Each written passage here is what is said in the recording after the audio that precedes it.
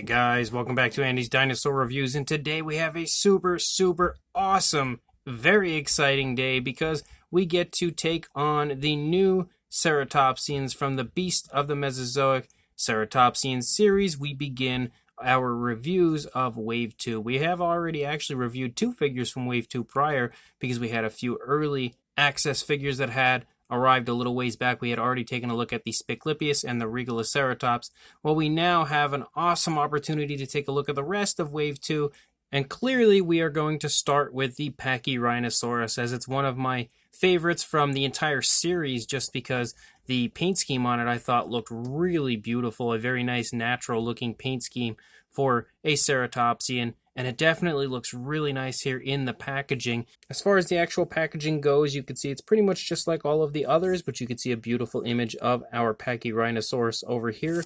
Just gorgeous artwork like we always have from the Beasts of the Mesozoic line. And then here on the back, we have again that really cool checklist of the different figures that are included in Wave 2, and there are more hiding behind this slipcover here. So it's a good thing to keep the boxes just to make sure that you get each and every one of the figures from the Ceratopsian series as you go. But again, we also have an image over here of the card of the Pachyrhinosaurus, as well as some information right there. So without further ado, we're going to break this open and take a look at the Pachyrhinosaurus right now. So included within our package, of course, is the tail assembly instructions, as well as the beautiful Beast of the Mesozoic card that we get each and every time with the Ceratopsian figures. And you can see another gorgeous image of the Pachyrhinosaurus walking through what appears to be a very nice forested area. And then when we take a look at the back, we have an image of the actual action figure itself, as well as, again, some information on the species name, and all of that fun stuff, including the Beast of the Mesozoic logo and CreativeBeast.com. And then we have our beyond incredibly impressive Pachyrhinosaurus, which I have to get the feet in kind of a good spot. But wow, this thing is just unbelievable fresh out of the box here in person. This is definitely a fantastic looking Ceratopsian yet again for this series, and easily the largest one so far. It honestly almost dwarfs all of the others that we've had up until this point, and the actual paint application, as well as the sculpt, of course, but the paint application looks incredibly nice here in person. Very realistic overall. All of the paint here, at first glance, looks to be applied in a very nice, very realistic way, as usual, from the Beast of the Mesozoic line. And I really love the eye. Like, you can see how nice that eye is glistening in the light. It looks incredibly lifelike. So I am just blown away already by the very first figure fresh out of the box of the Ceratopsian series Wave 2. Let's go ahead, get a closer look at it right now. So starting up here at the head sculpt of our Pachyrhinosaurus, straight away you can see that the skin texture looks absolutely phenomenal. Like the detail of these Beasts of the Mesozoic Ceratopsians, it's really vibrant and really pops on the figures, and you can see that here on the head sculpt of the Pachyrhinosaurus. And even more impressive is the fact that the detailing is just off the charts. Like, you can see so much variation as far as the scale detail and the skin texture throughout the entire model. It is honestly mind-blowing how much work is put into these Ceratopsians to make sure that they look about as highly detailed as it can possibly get. As far as the coloration goes, there's pretty much a plethora of color up here on the head sculpt of the Pachyrhinosaurus. You can see some really nice dark browns, as well as this beautiful bluish green, which is quite abundant on the figure overall in many different areas like the underside. And you can also see like some yellows and stuff here and there, some lighter, almost reddish browns. And then you can see another darker brown that kind of borders around the eye, which that area is beautifully sculpted. The eye itself is a nice brownish coloration also. You can see it's a bit of a lighter brown than what we see elsewhere on the figure. And it's sporting a very nice black pupil, and the gloss coat is just picture perfect on the figure. Like, it looks incredibly lifelike. As we get up here to the top of the head, you can see that there's a really nice light dry brushing of a lighter brown that they've given the knobby area here of the Pachyrhinosaurus, and it really helps to make that area stand out and jump out at you, and also just generally make it a lot more realistic. You can see that the same thing has happened here in the mouth area. As you can see, they've kind of dry brushed some color over it, and it also transitions to a darker brown when you get to the tip of the mouth, to the tip of the beak, As you open this, you can see more of that nice yellow coloration that also seems to have been dry brushed on there. And then inside the mouth, you can see the tongue in there. You can kind of see the teeth. Every so often, they sort of make an appearance.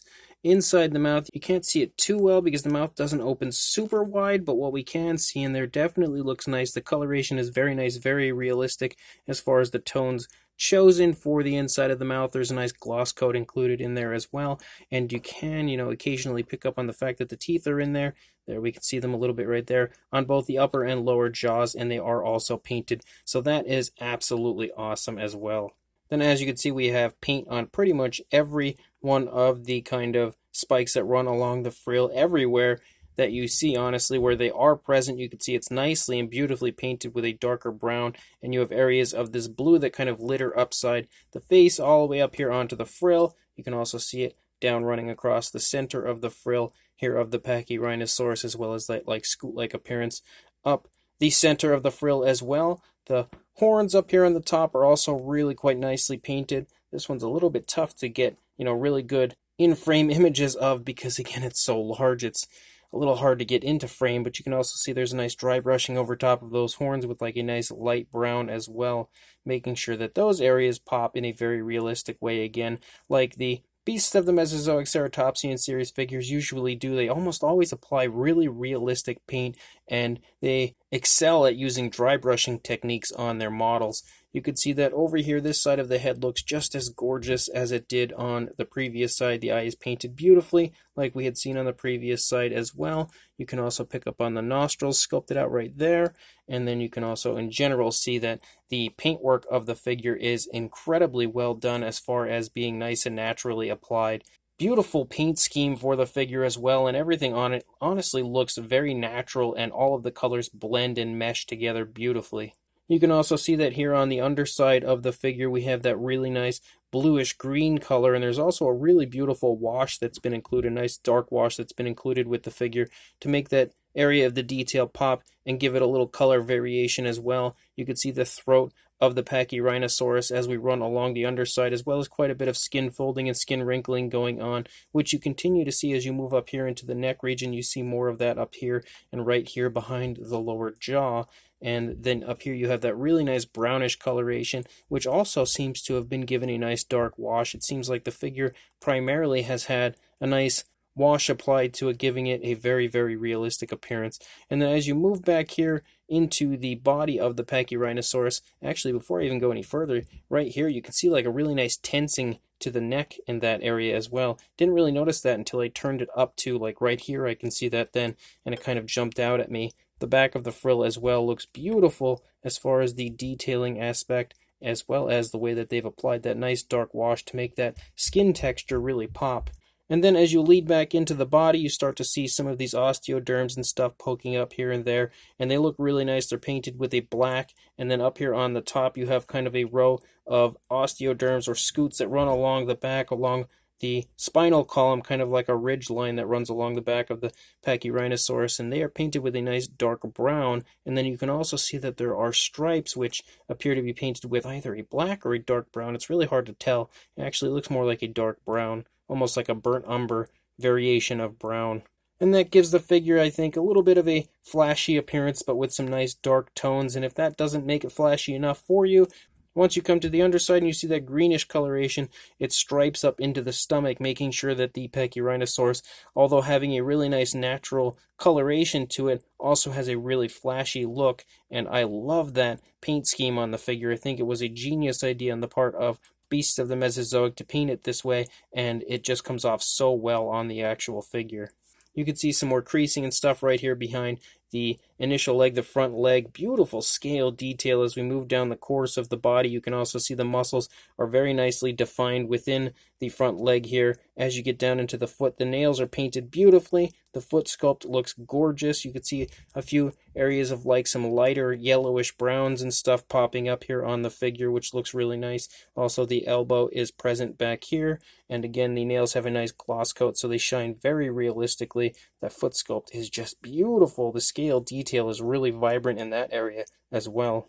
Coming back further into the stomach, you see more kind of like skin wrinkles and stuff going on, and the scale detail just looks beautiful everywhere. Again, the animal is completely littered with like osteoderms throughout this sculpt, and you can also see the hip bone is present back here, as well as some beautifully defined areas of the musculature in the rear leg, and you can see that the entire leg sculpt looks great. I love how it almost looks like the skin is kind of just hanging down over the calf muscle. Nicely defined calf muscle in that area right there as well, and you can see that again, that dark wash makes the detail pop beautifully, but in a very, very realistic way. I love dark washes on figures most times, and the dark wash they've applied here has been applied perfectly. It's not overly dark, it's not overbearing, it's just perfect. And then you can see the foot sculpt down here also looks great. You can see that if we turn it, the nails are all painted beautifully, very nicely given a gloss coat so they shine quite realistically. Of course, we have plenty of articulation to go around on this figure. More kind of skin wrinkles, skin folds and stuff back here. As we lead up into the tail, you can continue to see that in the sculpt of the figure.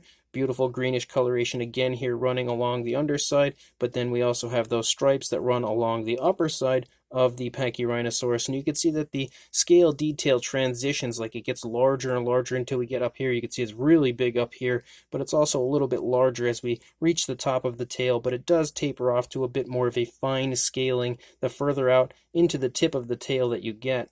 Of course, the opposing side is pretty much going to look just like the initial side that we had already taken a look at, because being an articulated figure like this, an articulated action figure, you're not going to see too much difference as far as the sculpt or paint. It should generally look the same on both sides, and you can see that it does look great in every area. You even have a cloaca back here, which I did not mention prior, but the detailing aspect of this figure is just insanely, insanely beautiful, but the actual paint job as well really complements the figure, and overall, this is a gorgeous, absolutely gorgeous Pachyrhinosaurus.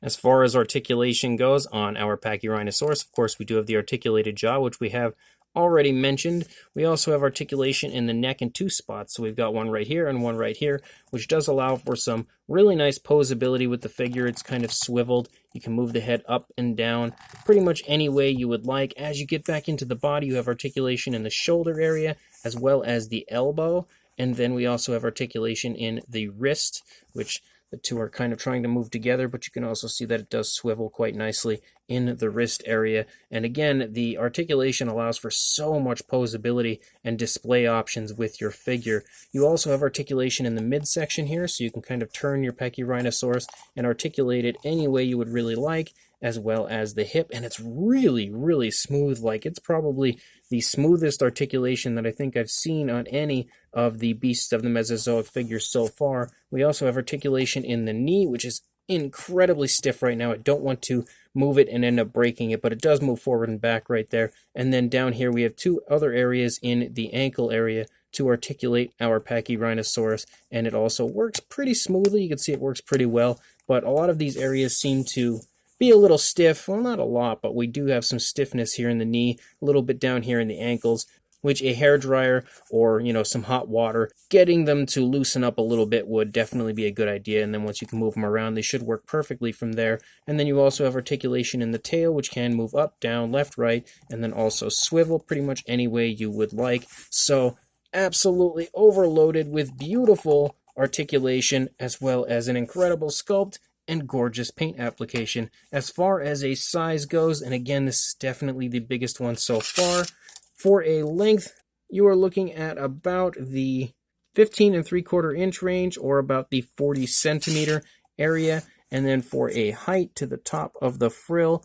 you were looking at about 6.5 inches, maybe even a little more, closing in at 6 3/4 inches, or about the 17 centimeter range. For a size comparison, there is Mr. Papo T-Rex, the Attack Pack Colovosaurus, and Robert Muldoon from the Mattel Jurassic World toy line next to our Creative Beast Studio Beasts of the Mesozoic Ceratopsion Series Wave 2 Pachyrhinosaurus. And you can definitely see, in comparison to these figures right here, that the size of this Pachyrhinosaurus is really quite immense, especially in comparison to the Papo Rex, who is a pretty big figure himself. This Pachyrhinosaurus really quite dwarfs him, which makes it, again, extremely impressive.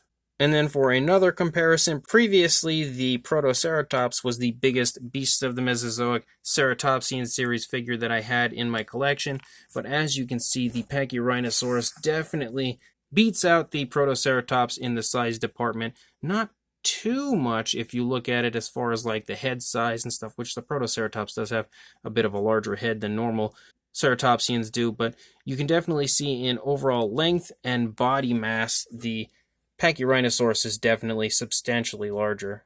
So this Beasts of the Mesozoic Ceratopsian series Wave 2 Pachyrhinosaurus is gorgeous and definitely one of the figures I was most anticipating from this wave of Ceratopsians, because ever since I had seen the initial prototype images, I was so sold on this figure because first of all, I love Pachyrhinosaurus. Who doesn't love Pachyrhinosaurus? But also because of the paint scheme that they have applied to the figure. It is just so striking and so beautiful. And I'm really happy to say that the paint scheme coming from the prototype and transferring to the actual factory released figure is excellent. And overall, it honestly looks just as good on the final product as it did on the promotional images, potentially even better.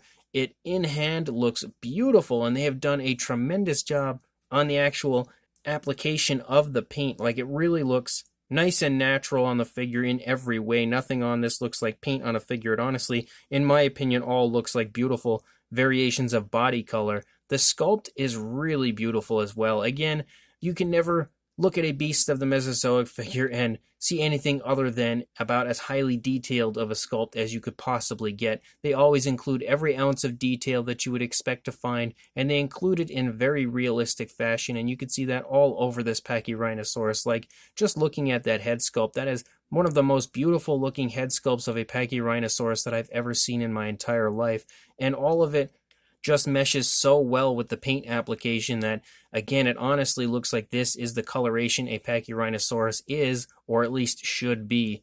And then you combine that with the fact that you have some incredible articulation, allowing just unreasonable amounts of posability and display options for your figure, and the fact that it's the biggest one that I've reviewed so far and entered into my collection. And this Pachyrhinosaurus from the Beasts of the Mesozoic Ceratopsian series is a surefire win. Just an unbelievable figure in every way. Again, this is the type of figure that I feel like you really need to get and have in hand to truly appreciate how impressive it really is. It is just beyond words beautiful in person. So make sure if you are interested in this figure that you pick this up right away, because again, you will never in a million years be disappointed with this or any of the Beasts of the Mesozoic Ceratopsian series figures. And make sure you also like, comment, and subscribe, and I will see you in the next review.